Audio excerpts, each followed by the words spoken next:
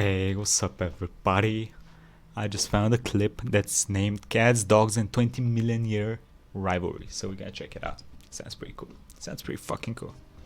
Cats and dogs are lovable, playful, and in most cases harmless. But they're wild relatives of the fiercest carnivores alive, many of them apex predators and even occasional man-eaters. And before humans were around, there were even larger versions of these animals stalking the planet. Felines evolved in Asia, and canines evolved in North America. So when the land bridge opened up between these two continents, these two families were thrust into direct competition. Is it me or am I hearing it more in my left ear than my right ear? So when the land bridge opened up between these two continents, these two families were thrust into direct competition.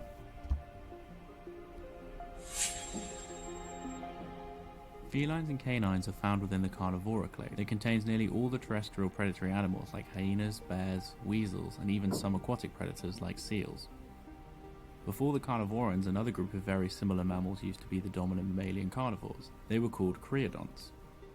Within this group, there were animals like the cat-like Patriofelis, and there were hyenodons that were some of the largest terrestrial carnivores since... Jesus, look at that fucking face on this motherfucker.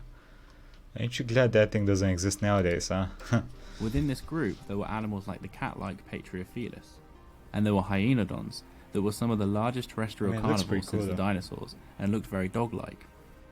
They were so similar, in fact, that they were once thought to be the ancestors of carnivorans, but it has since been realised that these similarities were just superficial, as they had just converged on similar body plans and hunting strategies, and they are now known to be their own group, more closely related to pangolins.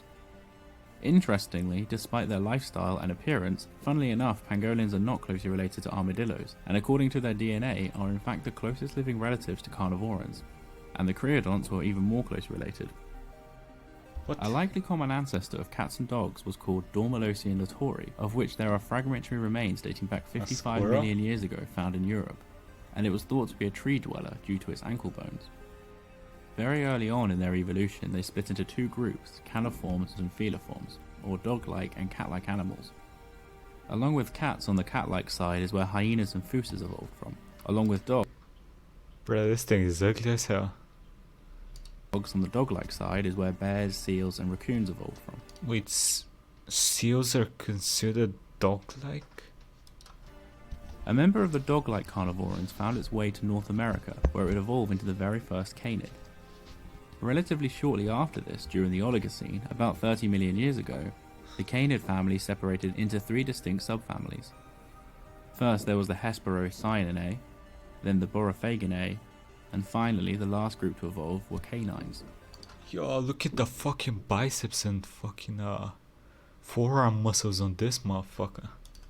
Jesus. The founding member of the Hesperocyainae group was called Hesperocyon, That thing's cute and as it hell. had some unquestionable traits giving it away as a canid. Its ear bones were arranged in a canid fashion. Its top row of back teeth stretched out further than their bottom row, which gave them leverage while crushing bone. Despite these features, its appearance wasn't that dog-like, and it had retractable claws that later canids would lose. Because of its claws and overall body shape, it was probably a good tree climber. Borophaginae, the second group to diverge from the lineage, are often referred to as the bone-crushing dogs. They got this name because they have distinctive marks on their teeth similar to what hyenas have, and they are famous. I'll be honest with you, that looks creepy as fuck. Like when you see it without all the bones and shit, just the skull itself, looks creepy as hell. Eating bone.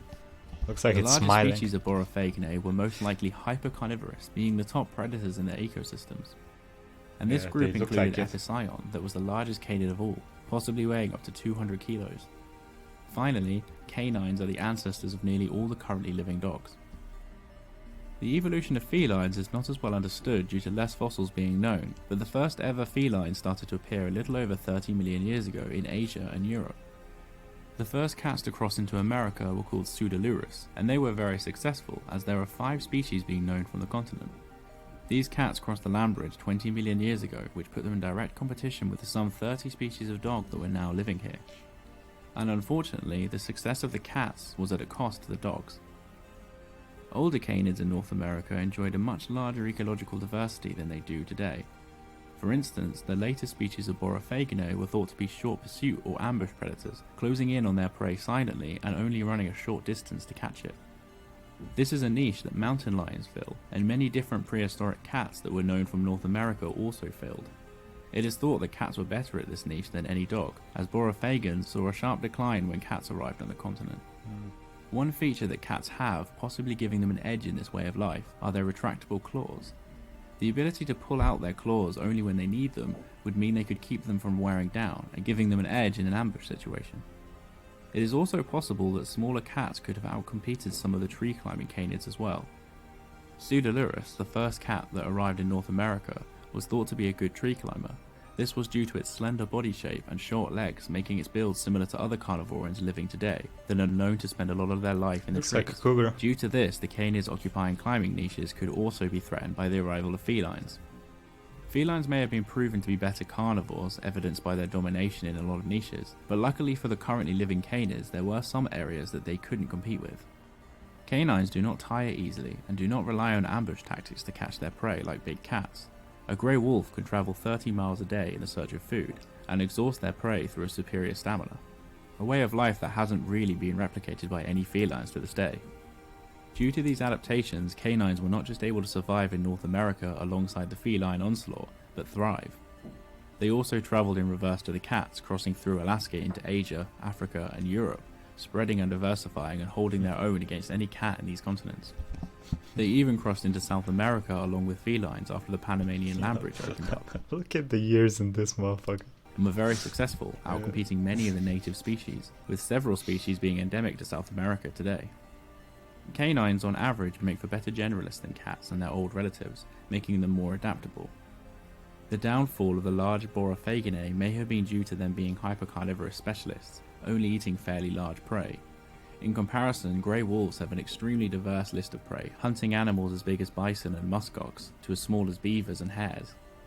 A similar process is happening again today, where canids are still largely successful around the world, whereas nearly all big cats are endangered, as their specialist niches are less tolerable to changes in the ecosystem.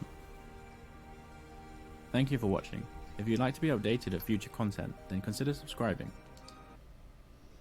What do y'all think about this? Y'all enjoyed this video? She was fun. It was a lot. It wasn't as what do you call it?